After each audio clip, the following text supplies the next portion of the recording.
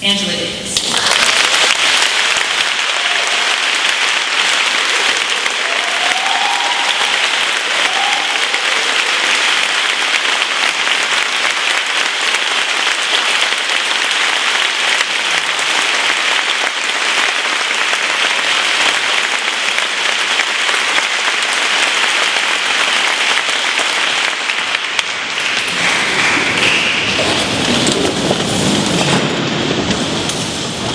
First of all, thank you, Beth, for an absolutely wonderful introduction.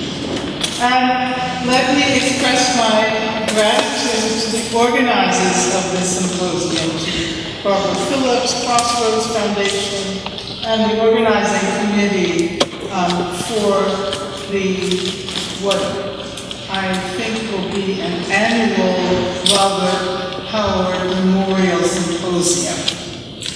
And I too am sorry that Bob did not live to participate in this first symposium. But knowing about all his amazing accomplishments, and we heard about them in a nutshell this evening,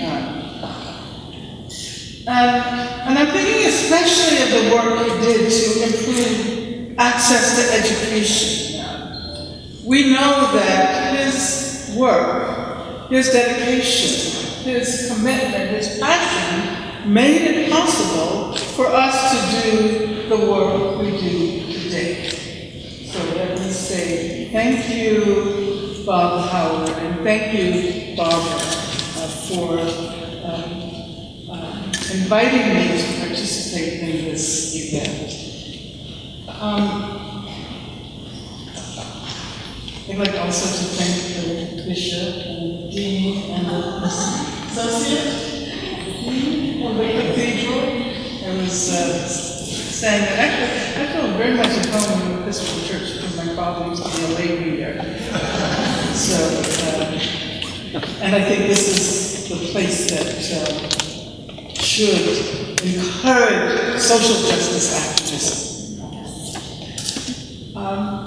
I had this wonderful meeting with a number of the young people who were sitting over there in the foyer this afternoon, and I was rather frustrated because it had to end so quickly.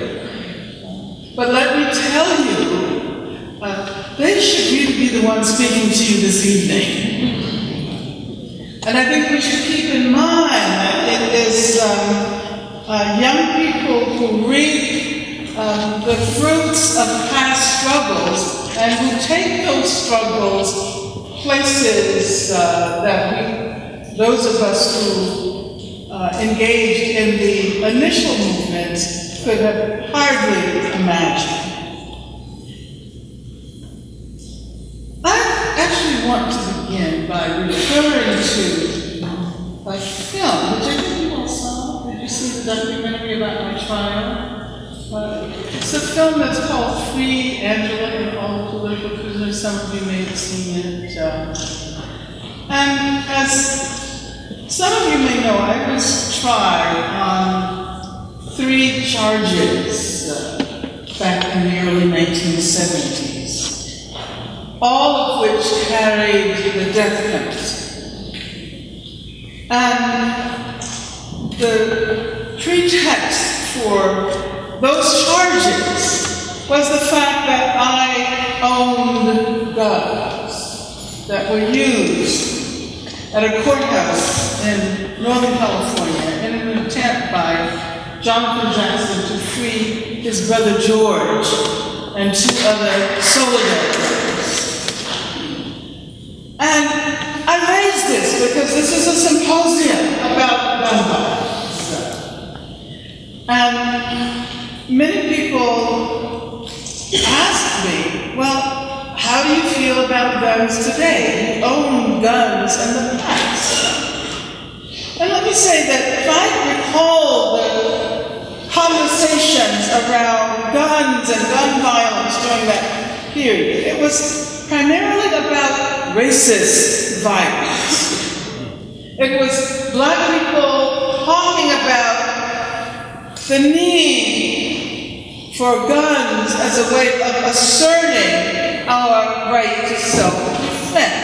it is not accidental that the Black Panther Party was first called the Black Panther Party for Self-Defense, following the Deacons for Defense in Louisiana, and following the lead of Robert Williams, who was an NAACP leader in North Carolina, who stood up to the Ku Klux Klan with guns. As a matter of fact, he wrote a book called Negroes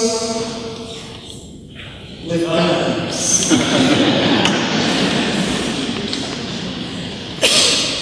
And I was thinking about my father a moment ago, and I also recall that my father kept guns in the house. And as a matter of fact, there were many occasions when the Ku Klux Klan was lurking around. I lived on Dynamite Hill. Our neighborhood was called Dynamite Hill because so many of the homes that Black people had purchased were bombed by the Ku Klux Klan. And as I was telling the young people today, my very first organized political involvement, I believe, was a discussion group that took place in my church. It was Congregational Church. My mother was Congregational, my father was Episcopalian. And we had an interracial discussion group among young people in the church. Within a very short period of time, the church was burned. That was down the street from our house. We were challenging the assumption that racist violence and state violence could prevent us from achieving freedom and equality. And I should say that during those days,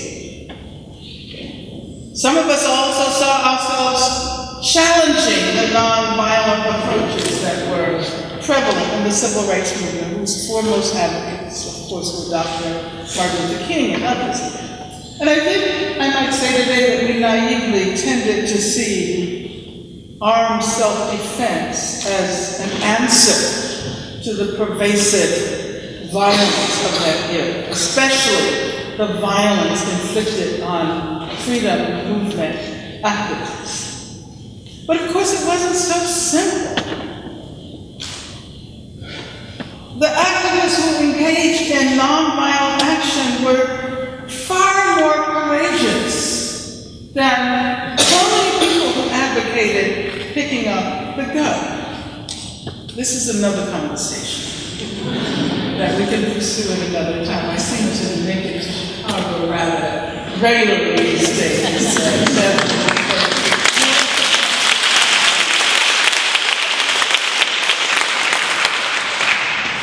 But the point I want to make is that there was a political context for our position.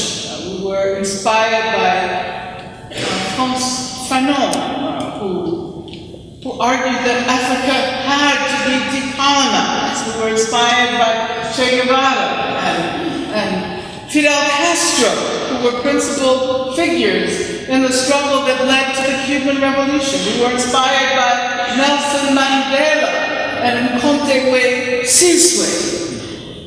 And of course, many people forget that there was a time when Nelson Mandela was on the terrorist list in the US. We were inspired by Amilcar Cabral in Guinea-Bissau, and by Agostinho Neto of the Popular Movement for the Liberation of Angola. And this is just to name a few. We saw ourselves as engaging in revolutionary struggles that were linked to the decolonization of Africa, the decolonization of Asia. We identified with the National Liberation Front in Vietnam, as opposed to the US military forces that represented the continued imperialist impulse of that era. And even with all the violence that we confronted, and I can tell you stories I can tell you stories about being called at 5 o'clock in the morning by members of the Black Panther Party in LA who said that they were SWAT squad. And how the police stormed their offices. But again, those are stories for another time. The point that I want to make is that even with all of the violence we confronted, and in many ways it felt like we were under siege during that time. And of course, those of you who are old enough to have experienced that era here in Chicago, you remember Fred Hampton.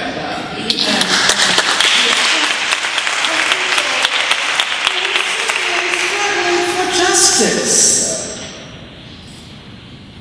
But even with all of this violence, homicide was not the leading cause of young black men.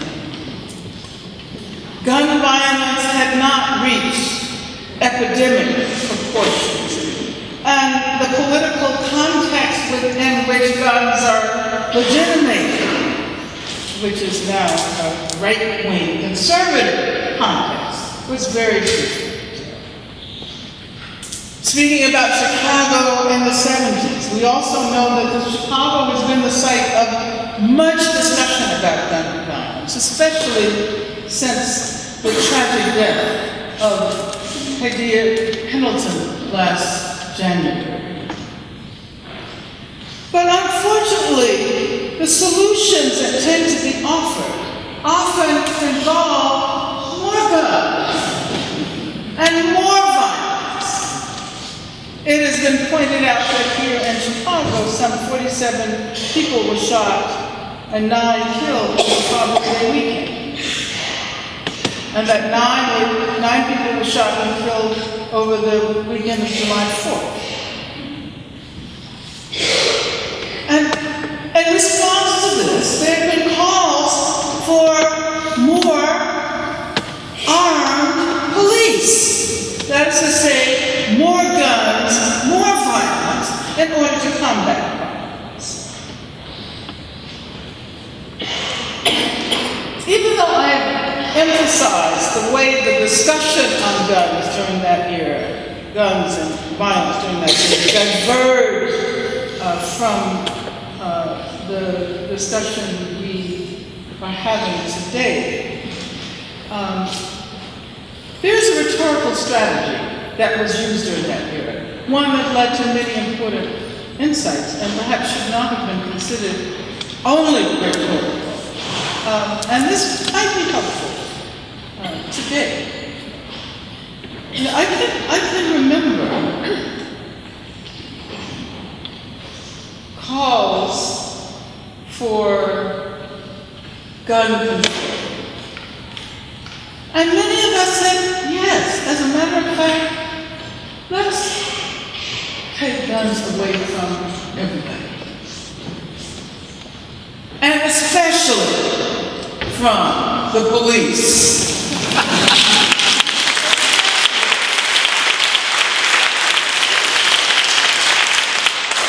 Just imagine what the planet would be like if no one had guns.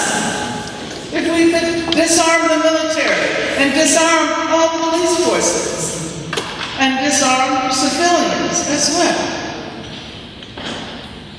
Well, in those days, we said that you can't simply take guns away from civilians and solve the problem. As a matter of fact, more guns in anyone's hands, whether they be the police or not, lead to more guns and lead to more violence. And right now, it is absolutely astounding that in this country, there is approximately 1 gun per resident.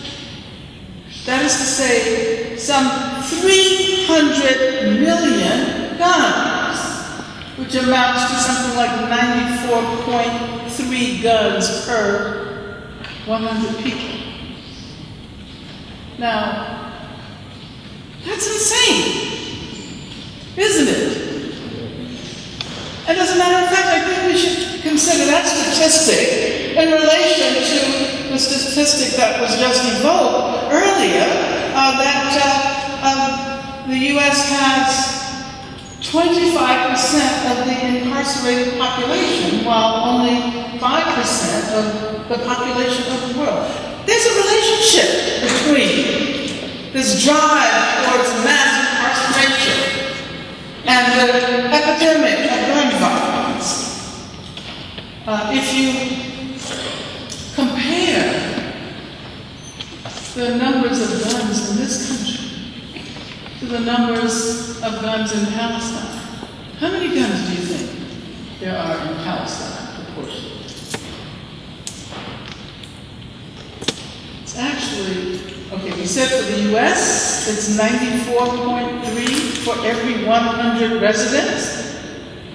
In Palestine, which is so often evoked as the site of violence, par excellence, and Palestinians are terrorists, right?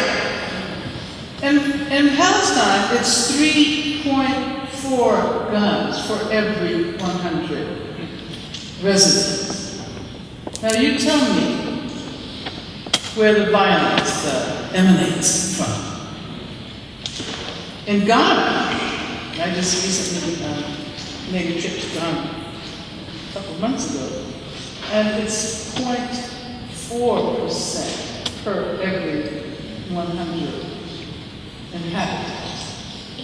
Now there's something wrong with living in a country that represents itself as the model of democracy in the world, that has more people in prison and more prisons than any other country in the world, and that has more guns than any other country in the world. Isn't that a country? Do you find that contradictory? Yes. Is that kind of bizarre? Yes. But of course we should talk about the larger culture of violence and how we have become inured to the representations of violence, of cinematic violence and televisual violence. One of the lessons we've learned from feminist theorists and activists, from people like Beth Ritchie and Kathy Cohen and others, is that if we want to understand any phenomenon, we have to strive to grasp the connections that link it to other issues, especially those that may seem to have no relation at all to the issue at hand. It used to be said that gender had nothing to do with race. I don't know, maybe some of you are old enough to remember that. Fortunately, the young people don't have to deal with that today, not as much. It used to be said that sexuality had nothing to do with class. But we've learned that race is always gender, sexuality is always class, for example. And so how do we go further?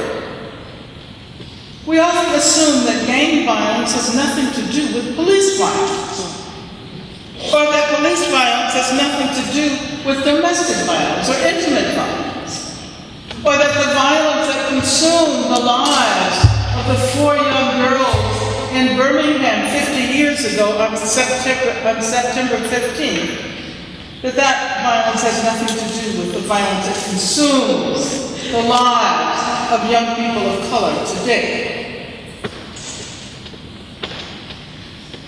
I would like us to reflect on the relationship between violence and a pervasive inability to imagine the future.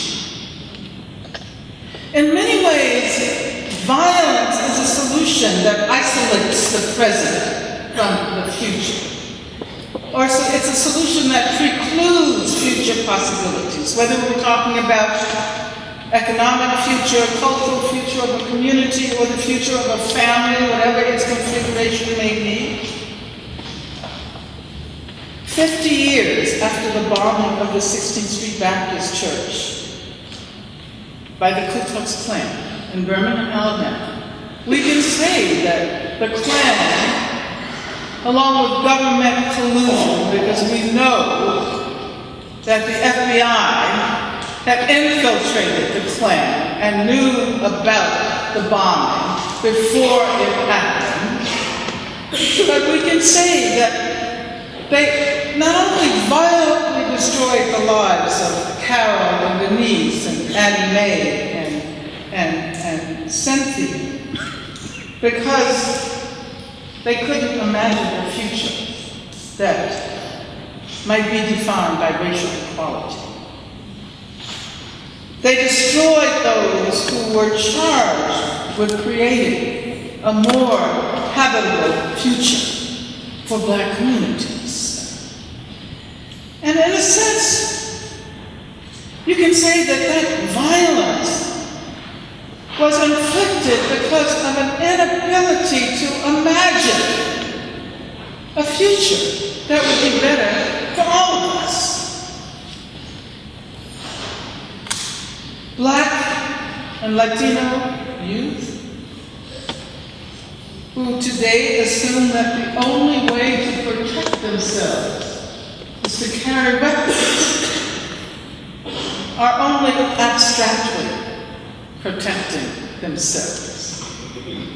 They may see themselves as defending bodies, people, turf, whatever, but they're not defending a future. As critical as we might be today about the focus on weapons within the Black liberation movement of the 60s and 70s and the Chicano movement and the Native American movement of that period, at least we saw ourselves as safeguarding the future. We had a collective racism without capitalism, where education would be available to all. Some people went about it in the wrong way. But that does not mean that that vision of the future was not the animating force. And of course, here in Chicago, it is so clear that the attacks on education, the closing down of schools,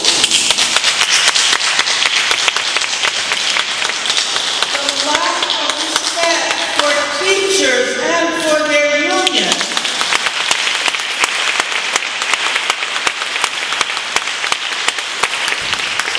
this is linked to the violence that erupts in Black and brown communities.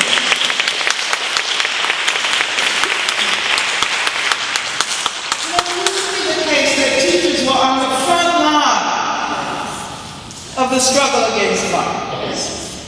And they can be effective because they arm their students with an ability to imagine a better world.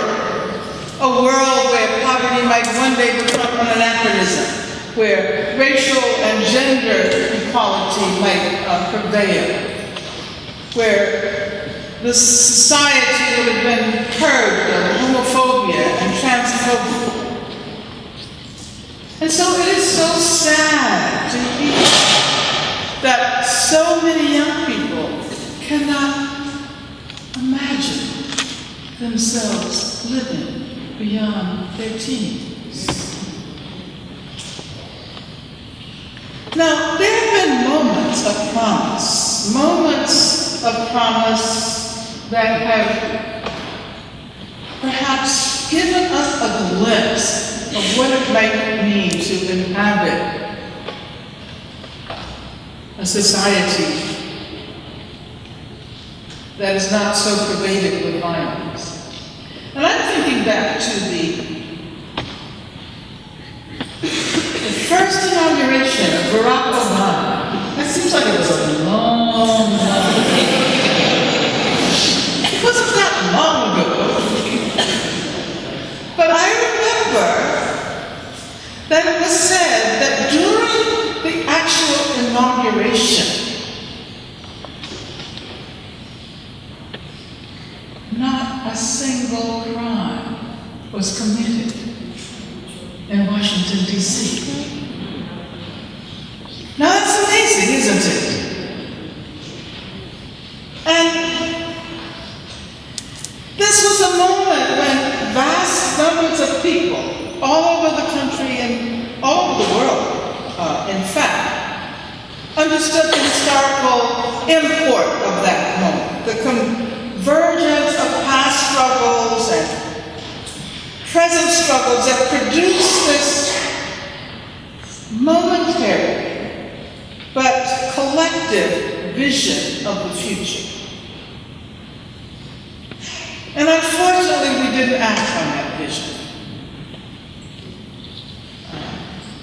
Had we been able to move forward and build a more powerful movement, we might have captured the imaginations of so many young people whose lives have been claimed by gun violence.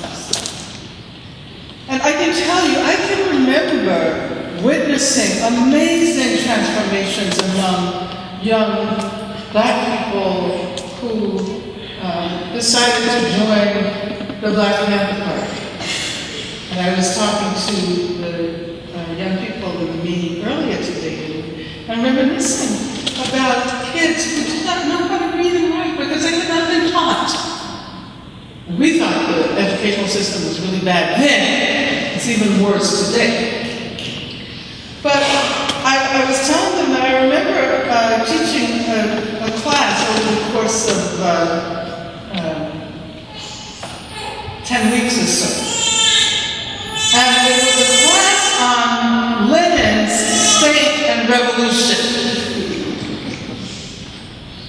And there were these kids who did not know how to read, but they struggled with that text, with dictionaries. They read many, many pages, and they were absorbed by it. And, they imagined themselves as actors in a revolution that was going to overturn capitalism. And they realized that if they were going to do that, they definitely had to learn how to read and write.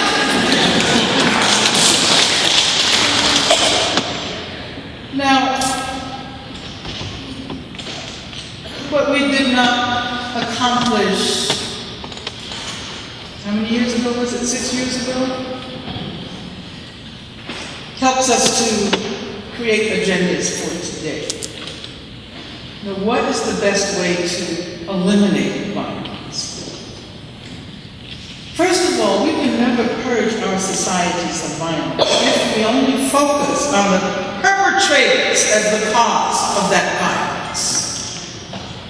And we are encouraged to focus myopically on the agents of violence, on the perpetrators, whether it's the police, or whether it's the George Zimmermans, or whether it's gang members, or whether it's youth who carry guns because they feel obliged to do so, or whether it's men or women who inflict violence on their intimate partners, whether it's people who inflict homophobic violence on members of LGBTQ communities, whether it's parents who inflict violence on their children, whether it's adults who sexually molest children who are relatives, or children of friends. It is often said that kids learn how to be violent from their parents. And that's probably true. But when did the parents learn? And how has violence become so naturalized? So much so that we often fail to make connections between the way children used to be disciplined in school, and they still are disciplined in some schools, and the way they're disciplined in jail. The prison-industrial complex is violence rendered legitimate by the law. And the connection between torture and what goes on a daily basis in this country's jails and prisons is something that we have refused to acknowledge. Even when we saw the evidence in for example, the revelations around Abu Ghraib. I'm suggesting that we think about these connections, not in order to detract from the very specific ways in which violence is manifested, but rather to point out that often the solutions that are proposed to violence are in many ways the very causes that are responsible for violence in our communities in the first place. Feminists have long pointed out that if it is assumed that the best way to challenge violence against women is by subjecting the perpetrators to the structural violence of imprisonment, ultimately, this punitive solution only exacerbates the problem, because prison makes people even more violent than they were when they were arrested. And this is a large conversation. I mean, it's a historical conversation. We would have to talk about the roots of violence and slavery. I think we may eventually realize, and this will probably take a very long time, that the industrialization of food production, in which animals are raised in order to kill them, and this culture of amnesia, which makes people unaware of the fact that they're eating dead animals, is problematic. And I'm not criticizing people who eat meat. Although I wish people did eat meat. What I'm criticizing is a culture that makes us utterly unaware of what we are doing, and thus prevents the development of more humane, less violent modes of, say, food production. But there is a link between the unconsciousness that characterizes our eating habits and the unconsciousness regarding the vast numbers of people in prison. It's better to simply not think about it. So I know I've opened up a lot of issues.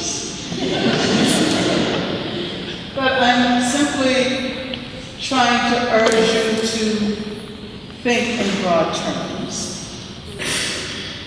And to ask, what kind of world do we want to live in? What kind of world do we want? And what are we willing to do in order to usher that world into being? Do we really want a world without racism, without sexism, without homophobia and transphobia, without attacks on immigrants, without violence or war, without attacks on disabled people, without the destruction of plant and animal life on this planet? If that is what we want, we have to recognize that there are no short-term solutions to these problems. I find that the more capitalism commodifies all aspects of our lives, the more we have to teach ourselves to think beyond the moment. We get totally caught up in this fast food society in which we want instant solutions for everything. We have to think beyond the moment, beyond the decade, and also beyond the century. I want to think about what the world is going to be like when we're no longer here. Because somehow or another, the world only makes sense if we are part of it. But of course, that individualistic, we use a philosophical term, solipsistic, you can look that up, way of imagining oneself in the world is very dangerous. It's very dangerous.